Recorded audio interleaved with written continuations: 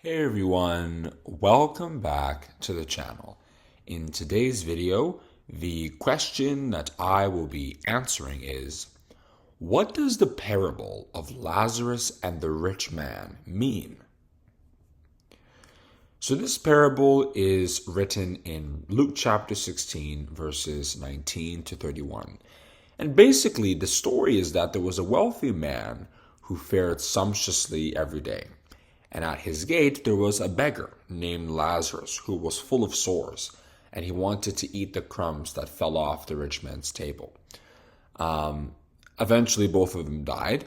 Lazarus was received into Abraham's bosom, while the rich man began to be tormented in hell. He wanted Lazarus to relieve him of his torments with a bit of water, but he wasn't given anything because, as the story said, he had already enjoyed his good things while Lazarus had his evil things. Now he needed to kind of have his evil things while Lazarus have his good things. So in other words, the tables had turned and there was a gulf now fixed between them so that Lazarus couldn't help the rich man and the rich man couldn't come to Lazarus.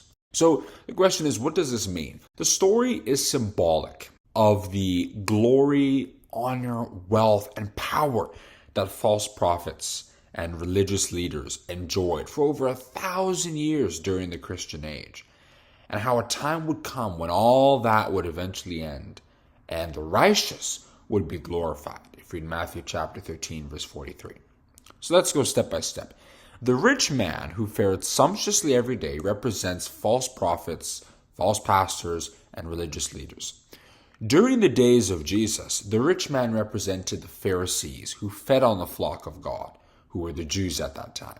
If you read verses like Mark chapter 7, verses 11 to 13, and Matthew chapter 23, you see Jesus Christ describing how they consumed the flock, devouring widows' houses, making the Jews to become twofold more the child of the devil himself than even they were.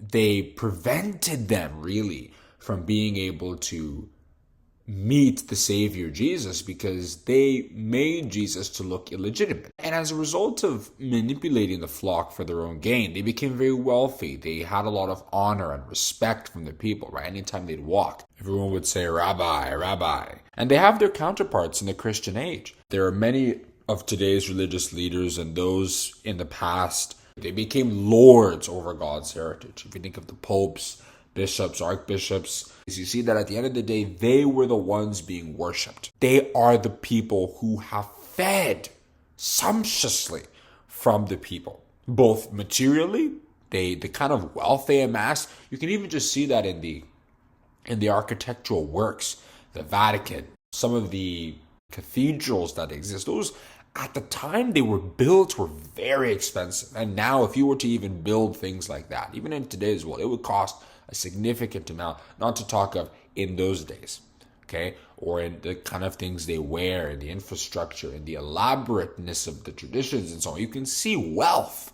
But then who's Lazarus? Lazarus represents God's children who couldn't exercise their faith in him due to the dominance of these religious leaders.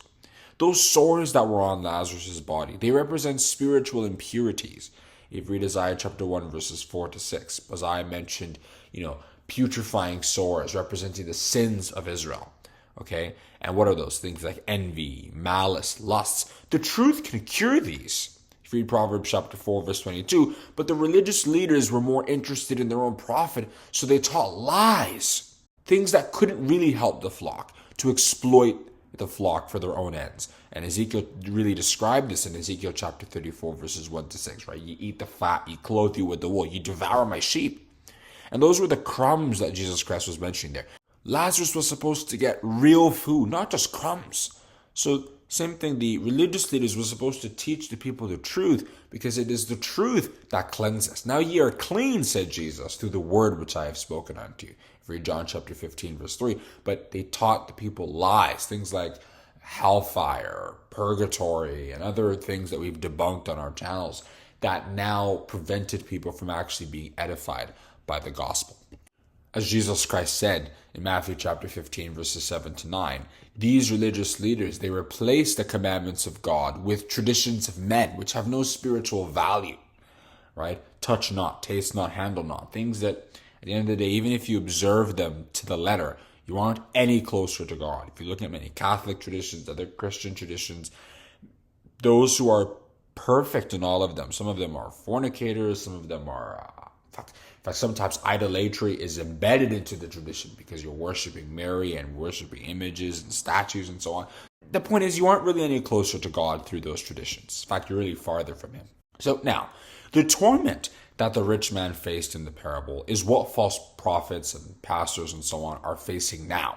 Okay? Many of their doctrines are becoming irrelevant, and they're losing the influence that they used to have on the world stage. Because, think back some hundreds of years ago when popes would crown kings. They could order kings around. They really had immense power over the nation. People honored them, people respected them, and they took advantage of that to exploit the people and disobey God for their own ends.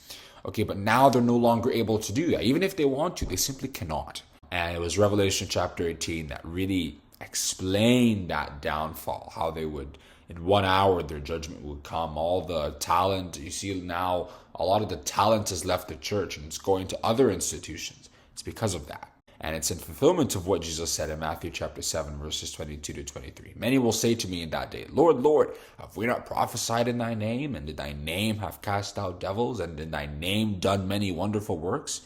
And then will I profess unto them, I never knew you. Depart from me, ye that work iniquity.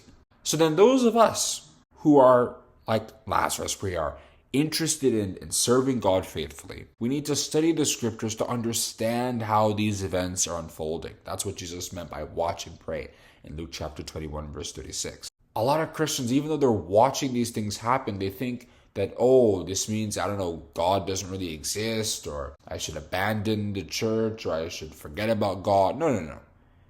This is more the reason why we should believe God if we're following the signs of the times. We should be more convinced that God exists as we see this happening, not less. Because these prophets they're not God's representatives. No, they're the Egyptians, like Moses said. These Egyptians you see today, you will see them no more. That is who these false prophets are. The angels were rejoicing when they saw this happening in Revelation chapter 19, verses 1 to 6. We need to be rejoicing also because it is for our benefit. It is for our eventual salvation that these events unfold the way they're currently unfolding. Okay? So I think that explains what the parable of Lazarus and the rich man means. If you enjoyed this video, I would appreciate it if you click the like button, subscribe to the channel, and click the notification bell to be notified when we come back with future videos just like this. Have a great day, and God bless you.